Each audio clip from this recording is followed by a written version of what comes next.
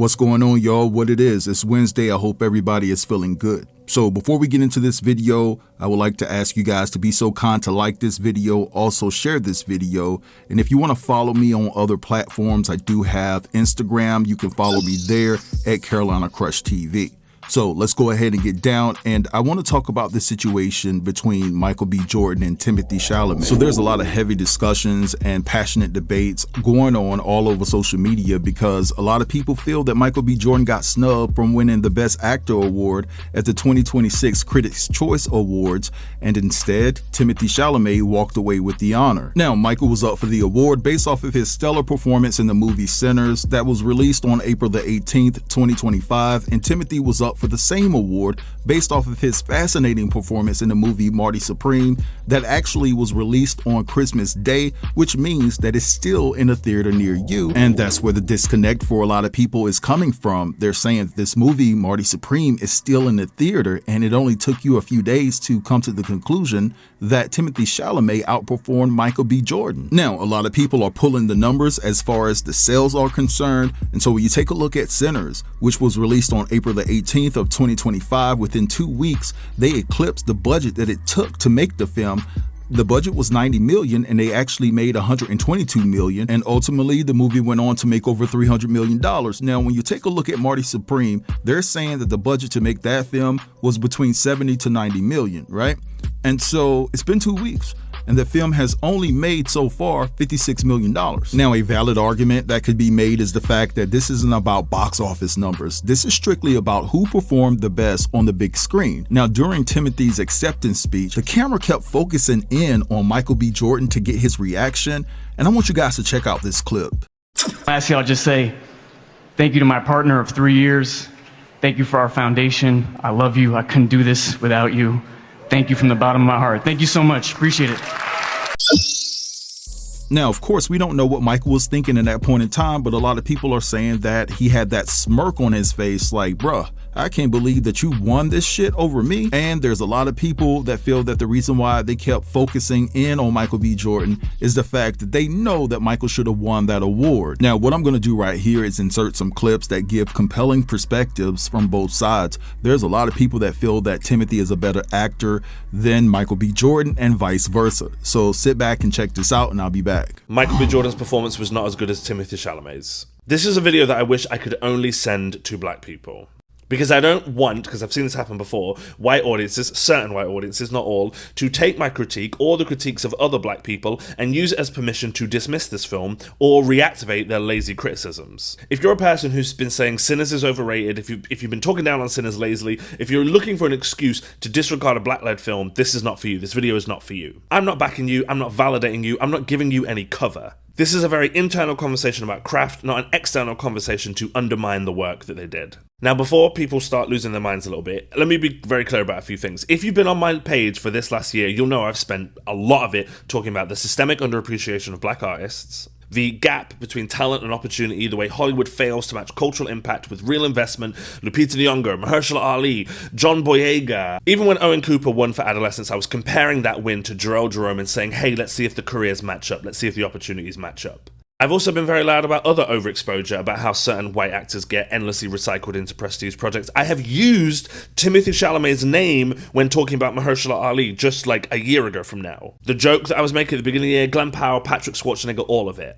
I called out Variety when they talked down on Sinners whilst it was making a lot of money and then turning around and not holding that same standard for other movies like they didn't for Marty Supreme the other day.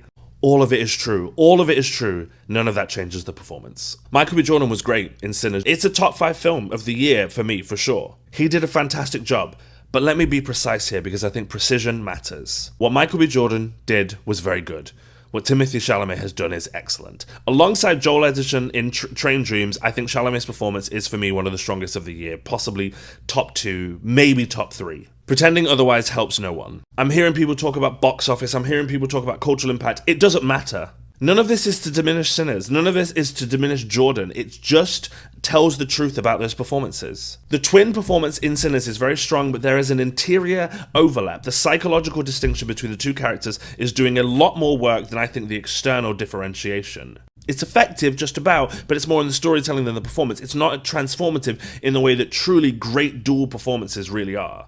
It's incredibly subtle. He's doing incredibly great micro work. I love it. I really do. But unfortunately, it just doesn't put him above those two performances for me in Joel Edgerton and Chalamet. The next part here is so important, and this is where we have to talk about fighting battles that actually matter. Do you want to make a point or do you want to make a difference, as my pops always used to say? This is a Claudette Colvin, Rosa Parks situation, right? Everybody knows Rosa Parks, but Claudette Colvin came first, right? She was on the bus first, the movement ignored her, but it doesn't deny the truth of what happened. It just chose the argument that would move things forward, it not just make noise for the sake of making noise. When people start talking about Chalamet's performance and talking about it like it's dirt on the bottom of Michael B. Jordan's shoe, that's not advocacy, that's not solidarity. That's you telling on yourself. And again, I'm saying that as someone who spent the entire year calling out Hollywood, calling out white audiences, calling out people who love movies but never seem to watch movies with black people in. This is not a moment to distort reality.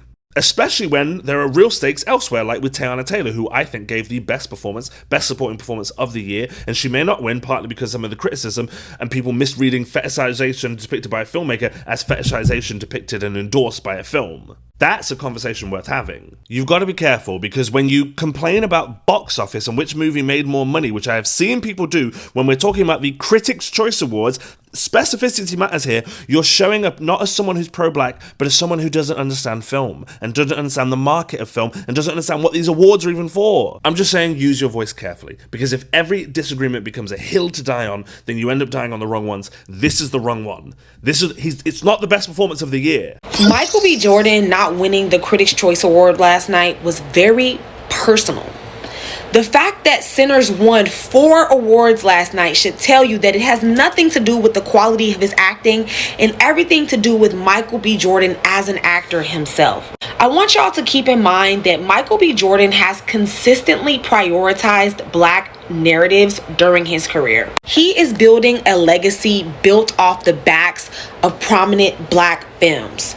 Fruitvale Station, Black Panther, the Creed franchise, and now Sinners. He is using his star power to both fund, produce, and center the black narrative. He is creating a legacy that exists entirely outside of their validation framework.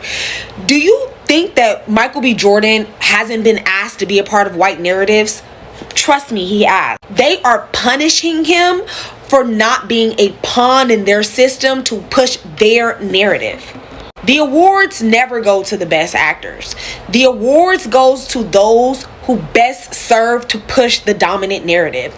And the fact that Michael B. Jordan refuses to do that is why they are punishing him, right? Michael B. Jordan knows why he didn't win that award. He knows that this is a message to him that they will never award him as long as he doesn't play their game. But here's the kicker though. Here's why they really mad, right?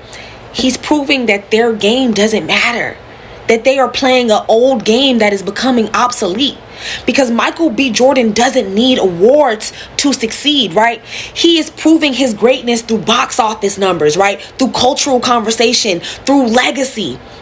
He doesn't need awards to show his impact. What they really fear is that Michael B. Jordan is becoming the blueprint for black creators everywhere to succeed outside of their framework. And that is why he's a problem. So shout out to Michael B. Jordan, because what you really proved tonight, what you really proved your entire career, is that you have integrity, right? And that you are better than the rest because you don't care about being awarded.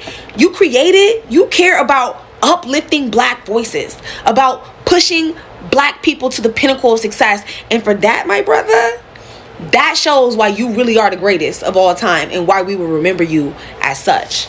We don't need them awards for nothing. They not important to our culture. F*** them.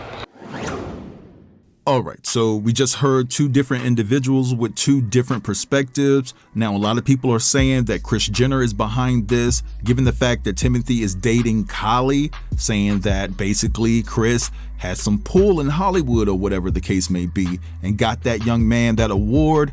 And so I want to hear from you all. Do you think that this is a situation where Timothée Chalamet just outperformed Michael B. Jordan, or is this a snub? Drop down in the comments and let me know. Don't forget to like, comment, share, and if you're new here, consider subbing to the channel. I'll get with you guys later. Have a beautiful day. Tough News TV. We out.